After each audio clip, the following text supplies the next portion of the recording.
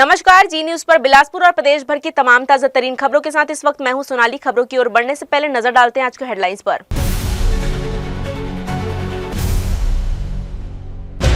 मुख्यमंत्री विष्णुदेव साय की बड़ी घोषणा, राज्य कर्मचारियों का महंगाई भत्ता 55 से बढ़ाकर 58% किया गया। मनरेगा बचाओ संग्राम के तहत कांग्रेस का सत्याग्रह, भाजपा सरकार पर योजना कमजोर करने का आरोप, आंदोलन तेज करने की चेतावनी। प्राइवेट वीडियो वायरल करने की धमकी देकर ब्लैकमेलिंग 3 लाख की मांग करने वाला आरोपी सिटी कोतवाली पुलिस ने गिरफ्तार किया। और मकर संक्रांति पर पतंगबाजी को लेकर प्रशासन सख्त, चाइनीज मांझा पूरी तरह प्रतिबंधित, नियम तोड़ने पर कार्रवाई की चेतावनी।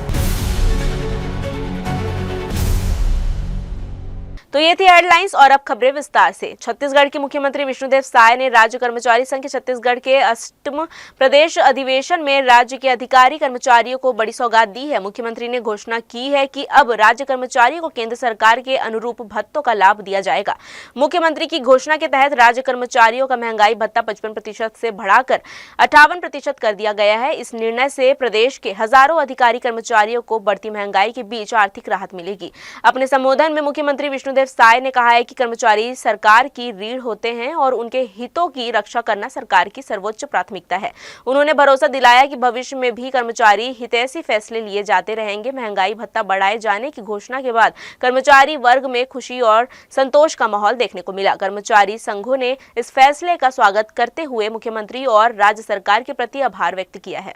यहाँ रायपुर में राज्य कर्मचारी संघ का 2 दिवसीय प्रांतीय अधिवेशन का आयोजन हुआ है और इसमें केंद्र से भी संघ के पदाधिकारी आए हुए हैं, राष्ट्रीय अध्यक्ष और महामंत्री, और यहाँ प्रदेश के अध्यक्ष और पदाधिकारी और पूरे प्रदेश से कर्मचारी संघ के मेंबरान उपस्थित हैं और हम भी आमंत्रित थे। आज सबसे मुलाकात हुई है, सबका दर्शन लाभ लिए हैं और उनकी कई मांगें थी। तो एक तो केंद्र के समान उनका डीए बढ़ाने की घोषणा किए हैं और बाकी मांगों के लिए कमेटी का गठन करेंगे और कर्मचारी संघ से चर्चा करके उनकी करीब करीब सभी मांगें उचित हैं, सबको सरकार पूरा करेगी। उप मुख्यमंत्री सह खेल मंत्री अरुण साव के नेतृत्व में स्वामी विवेकानंद जी की जयंती को पूरे देश राष्ट्रीय युवा दिवस के रूप में मनाता है। छत्तीसगढ़ में अलग अलग प्रकार के कार्यक्रम आयोजित किए जा रहे हैं। कई स्थानों में स्वदेशी दौड़ का आयोजन होगा। वहीं खेल एवं युवा कल्याण विभाग द्वारा युवा रत्न अवार्ड भी प्रदान किए जाएंगे। इसके साथ ही उप मुख्यमंत्री द्वारा सोमवार को खेल एवं युवा कल्याण विभाग बिलासपुर में विश्व रिकॉर्ड बनाने जा रहा है। पुलिस ग्राउंड बिलासपुर में 1500 से अधिक बच्चे विश्व रिकॉर्ड बनाने स्वामी विवेकानंद की वेशभूषा में इकट्ठे होंगे और वंदे मातरम का गान करेंगे। एक साथ 1500 स्कूली बच्चे नशा ना करने की शपथ लेंगे। साथ ही कंपनी गार्डन बिलासपुर में विवेकानंद जी की प्रदर्शनी लगाई जाएगी। उप मुख्यमंत्री अरुण साव ने जानकारी दी है कि पुलिस ग्राउंड बिलासपुर में 5500 स्क्वायर फीट से बड़ी आकर्षक और विशाल रंगोली से भी स्वामी विवेकानंद का चित्र बनाया जा रहा है। राष्ट्रीय युवा दिवस पर इस बार बिलासपुर देश भर में आकर्षण का केंद्र रहने वाला है। ये बिलासपुर सहित पूरे छत्तीसगढ़ के लिए गौरव का विषय है। कल 12 जनवरी है, स्वामी विवेकानंद जी की जन्म जयंती है। पूरा देश इसे राष्ट्रीय युवा दिवस के रूप में मनाता है। पूरे प्रदेश भर में अलग अलग प्रकार के कार्यक्रम युवा दिवस के अवसर पर आयोजित किए जा रहे हैं। स्वदेशी दौड़ का आयोजन होगा, अलग अलग प्रतियोगिताओं का आयोजन होगा और पूरे प्रदेश भर में अलग प्रकार के आयोजन स्वामी विवेकानंद जी की जयंती राष्ट्रीय युवा दिवस के अवसर पर होगा। युवा रत्न अवार्ड भी खेल एवं युवा कल्याण विभाग द्वारा कल दिया जाएगा और एक बड़ा कार्यक्रम, एक जो राष्ट्रीय रिकॉर्ड बने ऐसा एक कार्यक्रम बिलासपुर में खेल एवं युवा कल्याण विभाग आयोजित करने जा रहा है। उसी के अवसर पर राष्ट्रीय युवा दिवस भी मनाया जाता है। इसके अंतर्गत कल बिलासपुर में स्वामी विवेकानंद चेतना महोत्सव का आयोजन किया जा रहा है। इसमें जैसे अपने शहर के और ज़िले के 1500 बालकों को स्वामी विवेकानंद के स्वरूप उनको तैयार कर उनकी पद यात्रा पुलिस ग्राउंड से लेके ईदगाह चौक होते हुए जाएंगे और स्वामी विवेकानंद गार्डन, जो कंपनी गार्डन कहा जाता है, वहाँ पे समाप्त होगा। और इसमें बड़ी बात यह है कि पुलिस ग्राउंड पे ही 70 बाय 70 फीट का स्वामी विवेकानंद का जो अपना रंगोली उनका तैयार किया जा रहा है, उसका अनावरण होगा। प्रधानमंत्री नरेंद्र मोदी संघ परीक्षा पे चर्चा में शामिल होने के लिए अब तक करीब 4.5 करोड़ लोग अपना रजिस्ट्रेशन करवा चुके हैं। परीक्षाओं से जुड़े प्रधानमंत्री के इस संवाद कार्यक्रम के लिए रजिस्ट्रेशन अभी भी जारी है। शिक्षा मंत्रालय ने इस राष्ट्रीय संवाद में प्रधानमंत्री के साथ जुड़ने के लिए छात्रों, शिक्षकों व अभिभावकों को आमंत्रित किया है। केंद्रीय शिक्षा मंत्रालय का कहना है कि इस संवाद में पढ़ाई समय के सही उपयोग, एकाग्रता और सकारात्मक सोच जैसे विषयों पर चर्चा होगी। शिक्षा मंत्रालय के अनुसार कक्षा 6 से कक्षा 12 के सभी विद्यार्थी इसमें शामिल हो सकते हैं। इसके साथ ही अभिभावक और शिक्षक भी इसमें भाग ले सकते हैं।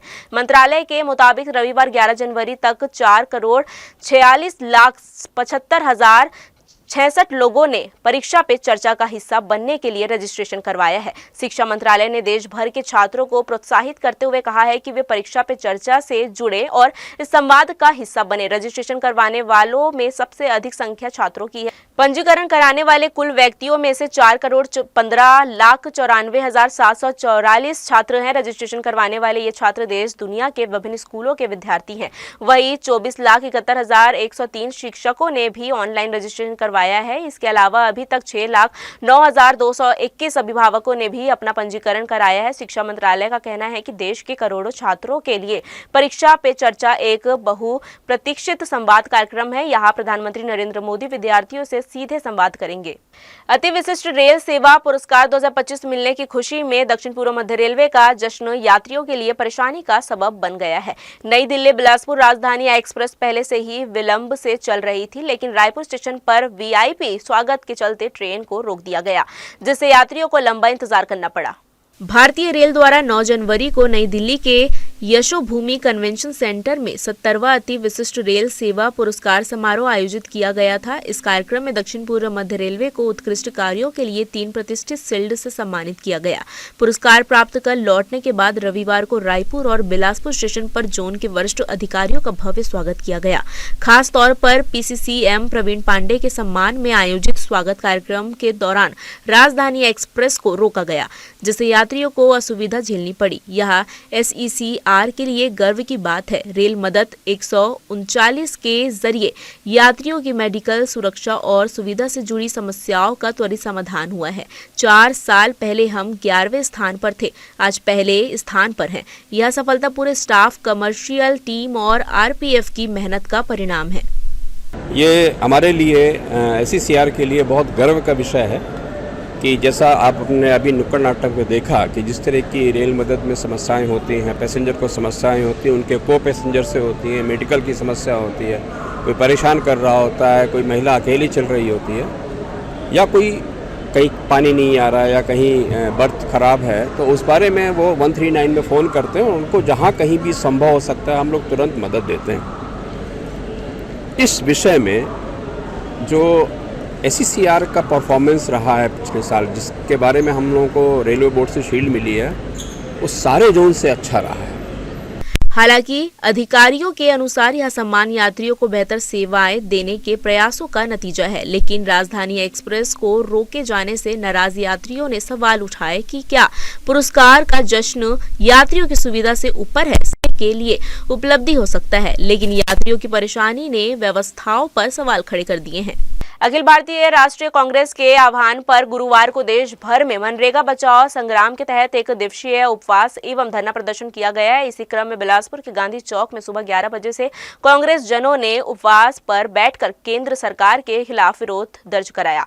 इस कार्यक्रम में वरिष्ठ कांग्रेस नेता, वर्तमान व पूर्व जनप्रतिनिधि, संगठन पदाधिकारी और विभिन्न प्रकोष्ठों के कार्यकर्ता शामिल हुए। कांग्रेस ने केंद्र की भाजपा सरकार पर मनरेगा को कमजोर करने का आरोप लगाते हुए कहा है कि यह गरीबों के रोजगार अधिकारों पर सीधा हमला है। ग्रामीण जिला कांग्रेस अध्यक्ष महेंद्र गंगोत्री ने कहा है कि भाजपा सरकार मनरेगा को समाप्त करने की मंशा से इसके नियमों में बदलाव कर रही है, जिससे मांग आधारित रोजगार व्यवस्था प्रभावित हो रही है। उन्होंने कहा है कि पहले ग्रामीण मजदूरों को आवश्यकता के अनुसार काम मिल जाता था, लेकिन अब यह तय किया जा रहा है कि किसे काम मिलेगा और किसे नहीं।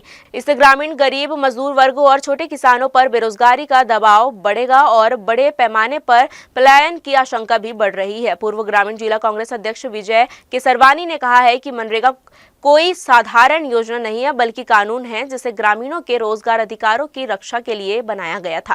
कांग्रेस नेताओं ने आरोप लगाया है कि पंचायती राज व्यवस्था और मनरेगा के माध्यम से गांव को मजबूत करने की सोच को कमजोर किया जा रहा है। कांग्रेस ने मांग की है कि मनरेगा को पुराने स्वरूप में बहाल किया जाए, काम के दिनों की संख्या बढ़ाई जाए और मजदूरी 400 रुपए प्रतिदिन की जाए। मांगे पूरी नहीं होने से स्थिति में आंदोलन को और तेज करने की चेतावनी भी दी गई है।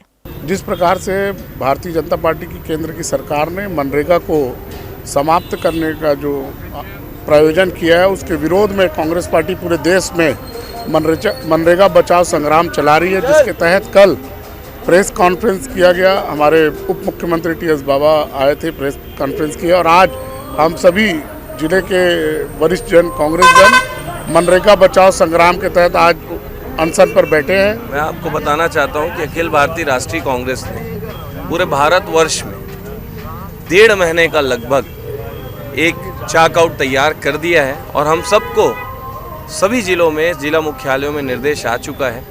आज हम लोग यहाँ पर 1 दिवसीय उपवास में बैठे हैं। कल से समस्त ग्राम पंचायतों में, पूरे भारत देश के ग्राम पंचायत आपको बोल रहा हूँ मैं, पूरे भारतवर्ष के सभी ग्राम पंचायतों में सभी जिला अध्यक्ष जा करके कार्यक्रम करेंगे मनरेगा को लेकर के। जो ये सीधे सीधे एक योजना बना रहे हैं, जो एक कानून की हत्या कर रहे हैं, ये रोजगार छीन रहे हैं, उसके खिलाफ ये हमारी लड़ाई है। षड्यंत्र इस देश में गरीबों के खिलाफ चल रहा है। जिस तरीके से स्वर्गीय पूर्व प्रधानमंत्री राजीव गांधी जी ने ग्रामीण अर्थव्यवस्था को मजबूती प्रदान करने के लिए पंचायती राज लागू किया था और हमारे पूर्व प्रधानमंत्री मनमोहन सिंह जी के नेतृत्व में यूपीए की सरकार ने मनरेगा जो कि स्वर्गीय महात्मा गांधी जी के नाम से इस देश में लागू किया था। ये मनरेगा एक्चुअली ये कानून है कि गांव के लोगों को पलायन रुक सके, गांव के लोगों को रोजगार मिल सके, ये उनका अधिकार था। ये कोई निवेदन और याचना नहीं था। मनरेगा जो कानून था वो एक आम आदमी के लिए कानून था, एक गरीब मजदूर के लिए कानून बनाया गया था और मोदी सरकार ने बड़े ही षड्यंत्र करते हुए इस कानून को ख़त्म कर दिया। यानी कि जो 100 दिनों का रोजगार का जो अधिकार था एक गरीब का, एक मजदूर का, उस अधिकार को छीन लिया और मिशन बना दिया गया उसे। आज जो रोजगार आजीविका मिशन नाम दिया गया है, ये मिशन क्यों बनाया गया? जब अधिकार दिया गया था, कानून अधिनियम बनाया गया था, इसका मतलब है। और जब मनमोहन सिंह जी प्रधानमंत्री थे, 2014 का बजट आया तो 16 लाख करोड़ रुपए 2014 में राष्ट्रीय बजट था। आज 2025 में 48 लाख करोड़ रुपए राष्ट्रीय बजट हो चुका है और तब भारत सरकार पूरा वहन कर रही थी मनरेगा का खर्चा और अब उसको 40% बोल रही राज्य सरकार करे। छत्तीसगढ़ पर्यावरण संरक्षण मंडल में केमिस्ट भर्ती परीक्षा का आयोजन व्यापम ने रविवार को किया है। पिछले साल इसके लिए आवेदन की प्रक्रिया 14 नवंबर तक चलाई गई है। बिलासपुर में बनाए 12 परीक्षा केंद्रों पर 2229 अभ्यर्थी उपस्थित रहे। पर्यावरण संरक्षण मंडल में केमिस्ट का ज्ञान पर्यावरण, रसायन, भौतिकी के अलावा जीव विज्ञान भी है। रविवार को इसके लिए व्यापम ने प्रदेश के 5 संभागों में परीक्षा का आयोजन किया। मुख्य विषयों के साथ सामान्य अध्ययन और छत्तीसगढ़ के संदर्भ में भी प्रश्न किए गए। युवा अभ्यर्थियों ने कहा है वे सभी 100 सवालों का जवाब नहीं दे पाए क्योंकि माइनस मार्किंग से यह कठिन था। रिजल्ट का मेरा उतना अच्छे से तैयारी नहीं हो पाया था, जिसकी वजह से लग तो नहीं रहा, लेकिन ठीक था। मतलब जिनके तैयारी प्रॉपर हुआ है वो अच्छे से दिला पाए होंगे इस एग्ज़ाम को। बाकी पोस्ट बहुत कम है तो, और मतलब पूरे छत्तीसगढ़ में सिर्फ 12 ही पोस्ट है ना, तो इसलिए थोड़ा कह नहीं सकते। बाकी 90 के प्लस ही जाएगा मेरे ख्याल से कट ऑफ। और उतना हार्ड नहीं था, सरल था। जो पढ़े रहे होंगे उनका ठीक बना होगा। हाँ, तैयारी का सिलेबस सही आया था, उतना हार्ड भी नहीं था, सरल था। इसमें था सामान्य विज्ञान और अपना जीके था छत्तीसगढ़ का, और बस संस्कृत टाइप था थोड़ा, मतलब संस्कृति टाइप, उसके बाद कुछ नहीं था। छत्तीसगढ़ पर्यावरण संरक्षण मंडल में मात्र 13 पदों पर भर्ती किया जाएगा। इस लिहाज से केवल बिलासपुर में ही 2229 अभ्यर्थी परीक्षा में शामिल हुए, जो एक पद के लिए 171 उम्मीदवार का रेशियो रहा। बिलासपुर में 4323 योग्य उम्मीदवारों के लिए 12 परीक्षा केंद्र बनाए गए थे, जहां 2094 अनुपस्थित रहे। जी न्यूज के लिए कैमरामैन राकेश खरे के साथ आलोक अग्रवाल की रिपोर्ट। पिछले 50 दिनों से बिलासपुर के लिंगियाडी क्षेत्र के रहवासी सांकेतिक धरना प्रदर्शन कर रहे हैं। यह धरना पूरी तरह महिलाओं के नेतृत्व में चल रहा है, जिसे विभिन्न समाजों और राजनीतिक दलों के सदस्यों का लगातार समर्थन मिल रहा है। रहवासी नगर निगम और भाजपा सरकार की नीतियों के विरोध में एकजुट होकर अपनी आवाज बुलंद कर रहे हैं। रविवार को धरना प्रदर्शन के 50वें दिन महिलाओं के समर्थन में रविंद्र सिंह धरना स्थल पहुंचे। उन्होंने धरना रत महिलाओं और स्थानीय रहवासियों से मुलाकात कर उनके आंदोलन को समर्थन दिया है। इस दौरान उन्होंने कहा है कि लिंगियाडी के निवासी पिछले कई वर्षों से यहाँ रह रहे हैं और इसके बावजूद उनके आशियानों को उजाड़ने की कोशिश की जा रही है, जो पूरी तरह अन्यायपूर्ण है। उन्होंने कहा है कि कांग्रेस शासनकाल में इन रहवासियों को स्थायी पट्टा देने की प्रक्रिया शुरू की गई थी, लेकिन वर्तमान भाजपा सरकार उनके घरों को तोड़ने की कोशिश कर रही है। उन्होंने स्पष्ट किया है कि रहवासियों को बेघर करने की किसी भी साजिश को सफल नहीं होने दिया जाएगा। धरना स्थल पर मौजूद विभिन्न समाजों के प्रतिनिधियों ने भी आंदोलन को समर्थन देते हुए प्रशासन की कार्रवाई का कड़ा विरोध किया है। भाजपा के शासन जब से यहाँ छत्तीसगढ़ में बनी है, केवल लिंगियाडी नहीं, आज तो ये 50 दिनों से लगातार अपने आशियाना और अपने हक के लिए लड़ाई लड़ रहे हैं। केवल लिंगियाडी ही नहीं, आप देखे हैं सरकंडा में, आप देखें बस स्टैंड में जैसे व्यापारी है उनकी भी दुकान को उजाड़ दिया गया, बृहस्पति बाजार को भी उजाड़ने की बात हो रही है। तो बिलासपुर शहर जिला और पूरे प्रदेश में जो इन लोगों ने वादा किया था गरीब जनता से, व्यापारी से, आम जनमानस से कि आपको आवाज़ देंगे, आपका आशियाना बसाएंगे, आपको रोज़गार देंगे, मगर आप वर्तमान में अभी देख रहे हैं लोगों को लगातार उजाड़ने का काम कर रहे हैं, लोगों को बेरोजगार करने का काम कर रहे हैं। रोजगार तो दे नहीं रहे हैं, लगातार इनके पेट में लात मार रहे हैं, छत छीन रहे हैं। अरे ये गरीब बच्चे कहाँ, महिलाएं, माता बहनें कहाँ जाएंगी? लोग चाह रहे हैं सार्वजनिक दल आके समर्थन दे दें। यहाँ का एक भी और रोड रास्ता के आड़ में दूर किया जाए, आके बात। खैरागढ़ छुई खदान गंडई अंतर्गत शहीदों की धरती छुई खदान ने एक बार फिर यह साबित कर दिया है कि यह नगर केवल इतिहास की स्मृति नहीं बल्कि अधिकारों की लड़ाई का जीवन केंद्र है। 9 जनवरी 1953 के ऐतिहासिक गोलीकांड की 73वीं बरसी पर शहादत दिवस के अवसर पर हजारों दीप प्रज्वलित कर शहीदों को श्रद्धांजलि दी गई है। इसी के साथ जिला बनने के बाद भी जारी उपेक्षा के खिलाफ लोगों का आक्रोश भी खुलकर सामने आया है। शहादत दिवस पर शहीद गार्डन 5100 दीपों की रोशनी से जगमगा उठा। इस आयोजन की जिम्मेदारी स्कूल और कॉलेज के छात्र छात्राओं ने संभाली। स्वामी आत्मानंद स्कूल सहित विभिन्न शिक्षण संस्थानों के विद्यार्थियों ने पूरे परिसर को दीप से सजाया। नगरवासियों ने एक एक कर दीप जलाकर शहीदों को नमन किया और पृथक विधानसभा की मांग को लेकर संघर्ष जारी रखने का संकल्प लिया। छुई खदान वही नगर है जहां आजादी के बाद तहसील और ट्रेजरी हटाने के विरोध में हुई शांतिपूर्ण आंदोलन के दौरान जय स्तंभ चौक पर निहत्थे नागरिकों पर गोलियां चली थी। इस गोलीकांड में 5 निर्दोष नागरिक शहीद हुए थे, जिसके बाद से यह नगर शहीद नगरी के नाम से जाना जाता है। 73 साल बाद भी लोगों का कहना है कि शहादत की पीड़ा आज भी जस की तस बनी हुई है। 3 दिसंबर 2022 को खैरागढ़ छुई खदान गंडई को मिलाकर नया जिला बनाया गया है, लेकिन 2 वर्ष बीतने के बाद भी छुई खदान को ना तो प्रमुख जिला कार्यालय मिले हैं और ना ही पृथक विधानसभा का दर्जा। इसी उपेक्षा के चलते जन असंतोष लगातार गहराता जा रहा है। शहादत दिवस पर युवाओं की भागीदारी और साल्हेवारा, भकरकट्टा, ठाकुर टोला, बुंदेली, उदयपुर व गंडई से पहुंचे लोगों की मौजूदगी ने स्पष्ट कर दिया कि पृथक विधानसभा की मांग अब एक व्यापक जन आंदोलन का रूप ले चुकी है।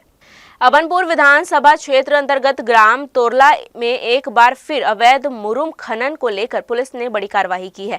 लंबे समय से खनिज विभाग की उदासीनता के चलते क्षेत्र में लगातार मुरुम का अवैध उत्खनन किए जाने की शिकायतें सामने आ रही थी। इसी कड़ी में नवा रायपुर के एएसपी विवेक शुक्ला के नेतृत्व में पुलिस टीम ने दबिश देकर खनन स्थल पर कार्रवाई की है। कार्रवाई के दौरान मौके पर पाया गया कि खनन की अनुमति कहीं और की गई है, जबकि खनन कार्य किसी अन्य स्थान पर किया जा रहा था।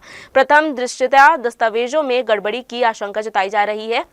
पुलिस ने मौके से 2 हाईवा वाहन और एक जेसीबी मशीन को जब्त कर नवापारा थाना परिसर में सुरक्षित रखा गया है। पुलिस द्वारा खनन से जुड़े सभी दस्तावेजों की गहन जांच की जा रही है। साथ ही पूरे मामले की विस्तृत जानकारी प्राप्त करने के लिए खनिज विभाग को पत्र लिखकर संबंधित रिकॉर्ड और अनुमति पत्र मंगाए जा रहे हैं। जांच के बाद दोषियों के खिलाफ खनिज अधिनियम सहित अन्य वैधानिक प्रावधानों के तहत कड़ी कार्रवाई किए जाने की संभावना है। स्थानीय लोगों का कहना है कि अवैध खनन के कारण क्षेत्र की सड़कों और पर्यावरण को भारी नुकसान हो रहा है, लेकिन खनिज विभाग की निष्क्रियता से माफिया बेखौफ होकर काम कर रहे हैं। पुलिस की इस कार्रवाई से अवैध खनन में संलिप्त लोगों में हड़कंप मचा हुआ है।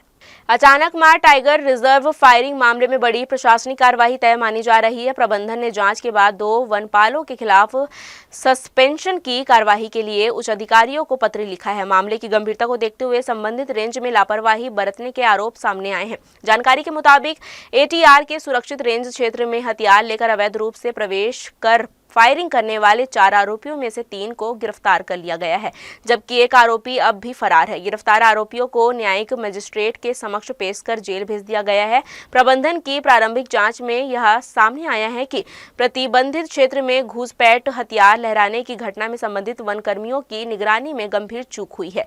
इसी आधार पर 2 वनपालों के खिलाफ निलंबन की प्रक्रिया शुरू की गई है और उससे जवाब तलब भी किया गया है। वहीं चौथे फरार आरोपी की तलाश में वन विभाग और पुलिस की संयुक्त टीम लगातार दबिश दे रही है। प्रबंधन ने साफ किया है कि वन्यजीव संरक्षण अधिनियम 1972 के तहत दोषियों पर सख्त कार्रवाई की जाएगी और एटीआर क्षेत्र में सुरक्षा व्यवस्था को और मजबूत किया जाएगा।